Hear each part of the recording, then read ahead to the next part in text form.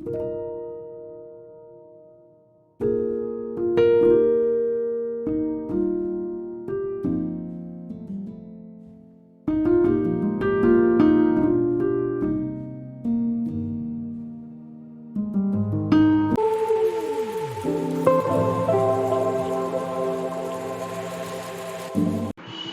hi everyone, this is Ashmita from Sources Classes, and as you can see over here, the questions are displayed, and these questions are from the UPSC IAS 2022 paper. It got just finished a few days back, and this is from the General Studies paper. All right, this is from paper 1, General Studies of the June session of 2022. So those of you who have just found this video on their feed, or they might have searched for it for the answer key, of course, they can just go through this video for the answers from question number 61 to 65, because I will be doing a video series based on 5 questions in each class. All right. I'm not going to incorporate all the answers in one video because it will be unnecessarily lengthier, which would be like sort of like burden for you all to grasp. Okay, that's why I'm doing it in short videos so that you can just cover up 5 questions in each of these classes. Let's start with the question. We are starting with question number 61 in today's class. Let's consider the following statements. Number 1 says tight monetary policy of US Federal Reserve could lead to capital flight. Alright.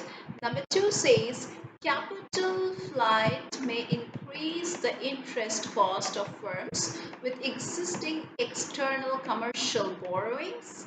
And number 3 says devaluation of domestic currency decreases the currency risk associated with ECBs. Alright.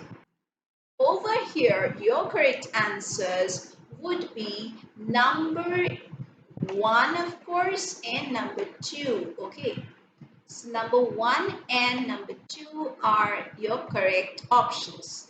So over here, if you find, you will see number A shows number 1 and number 2. So your correct option would be number A.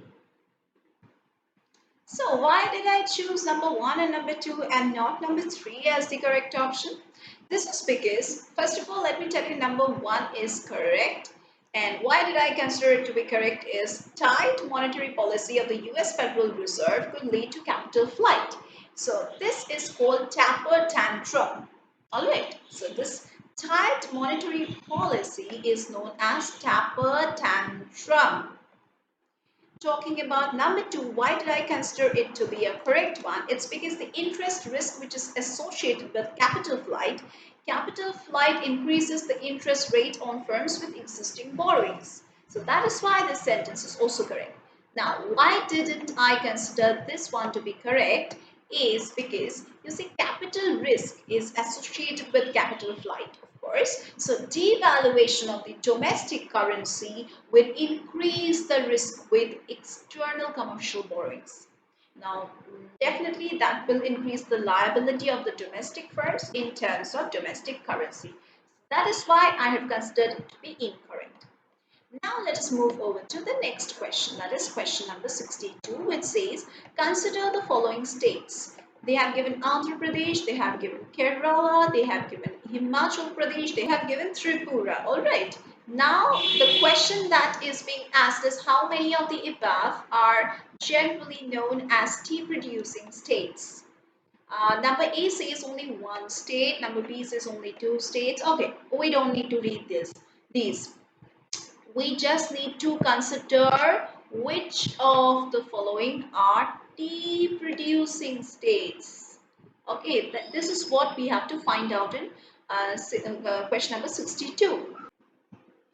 Of course, you get Andhra Pradesh produces tea, Kerala also produces tea, Himachal Pradesh also produces tea, then Tripura also produces tea. So all of them are tea producing states. So number D would be the correct option. All right. Now let us move over to the next question. Question number 63 says, consider the following statements. Now in India, okay, Now, in India, credit rating agencies are regulated by the Reserve Bank of India. Number two says the rating agency, popularly known as the ICRA, is a public limited company. And number three says Brickwork Ratings is an Indian credit rating agency. Now, what we are asked is we have to consider which of the statements in the like mentioned above are correct. Now, option number one is incorrect. Okay, why? Because you see, credit rating agencies, this is what we are talking about, credit rating agencies, uh, or we can say in short form CRA, that is credit rating agency, CRA. They analyze a debtor's ability to repay the debt, and also they rate their credit risk. All right. So here they are not talking about. So here in this statement, when we are considering, it's written they are regulated by the Reserve Bank of India. No, it's not. So all the credit rating agencies in India are regulated by the SEBI, that is the Stock Exchange Board of India, and not by the Reserve Bank of India. By the SEBI regulations, these things are regulated. And this is regulated by the SEBI regulations, which is a part of the 1919 year Securities and Exchange Board of India's Act, that is from 1992. All right. So it is not regulated by the Reserve Bank of India. That's why I have crossed it out. Now, statement number two is correct. Okay. It is correct. Why? Because ICRA Limited, that is what we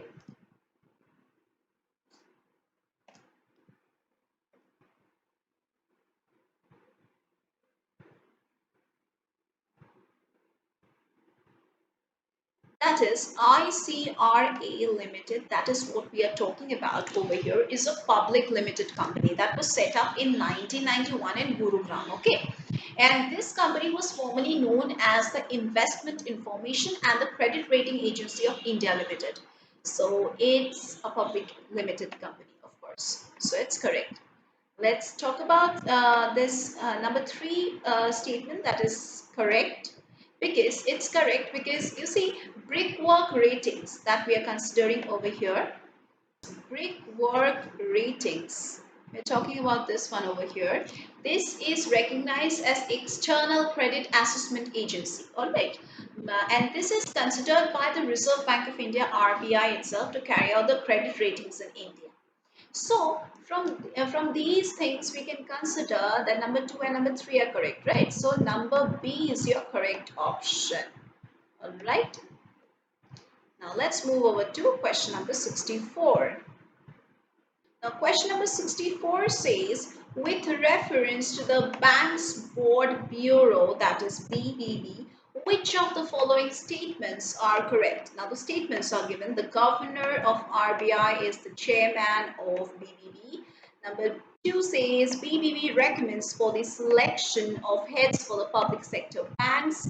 And number three says BBB helps the public sector banks in developing the strategies and capital raising plans.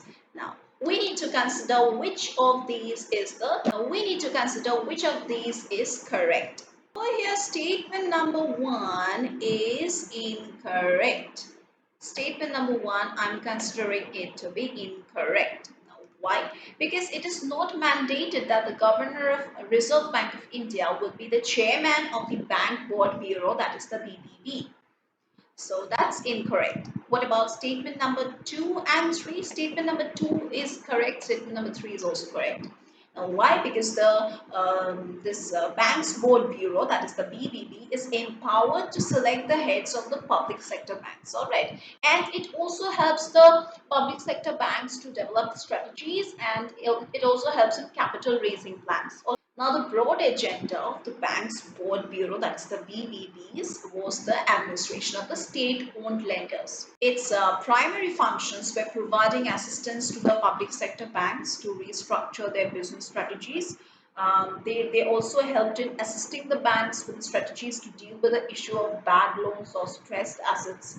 They were also helping them with strategies for raising the capitals through innovative financial instruments and methods. There are several other functions that these BBBs help. Okay, so that's it.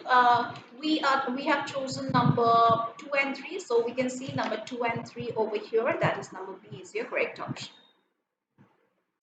Let's go over to the last question for today's class. That is question number 65. Question number 65 says, with reference to convertible bonds, consider the following statements. Yes. Number 1 says, as there is an option to exchange the bond for equity, convertible bonds pay a lower rate of interest. All right. Number 2 says, the option to convert to equity affords the bondholder a degree of indexation to rising consumer prices. All right. Now, here, both these statements are correct. Okay. So over here you see both 1 and 2 it's written. So option number C would be the correct option. Alright.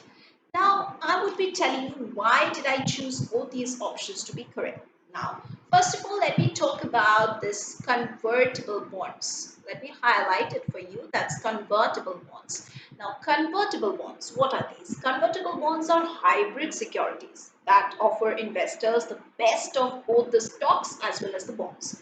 Like any other kind of bonds, they provide a guaranteed income stream and they also pay back the amount you originally just lent the company. And then these convertible bonds, they typically carry lower interest rates payments than the straight corporate bonds are there. Okay, the savings and interest expense can be significant. So investors accept the lower interest payments because the conversion option offers the opportunity to benefit from increases in the stock price. So hence we can say that statement number 1 is correct. That is why we have chosen statement number 1 to be correct. Okay. Now moving over to statement number 2. The governments might use indexation as a way to potentially alleviate the negative effects that inflation can have on the recipients of the transfer payments and the entitlements. So social security payments, for example, are like indexed to the annual increase to the consumer price index. Therefore, we can say this statement number 2 is correct. All right. So, statement 1, statement 2, both are correct. So, your correct option is number C. So, that's it for today's class. We have discussed 5 questions over here. And if you want to follow the answer pattern and all the solutions and explanations, then you can just follow these series of videos. You will get the answer as well as the explanation. And that also elaborately, I would be discussing certain important terms. That's it for today's class. If you want to join our classes, get the benefits of live lectures, recorded lectures, then the solutions to the previous year's question papers, sample papers, and crash course facilities, scholarship facilities, then mock test facilities, all at a very low price, then you can just log on to www.servicesclasses.com, or you can just go over to the description box just below this video. You will get the contact details and everything related to our classes. We here teach for all kinds of competitive examinations and all kinds of entrance examinations. So if you want to join our classes, you can just go over to the description box, give a call, and you can just enroll yourself. And by the way, if you have any kind of problem in this class, in these 5 questions, you can just comment below. We will solve all your queries there also, and you can just enroll in our classes. That's it for today's class. We are going to meet once again in our next classes.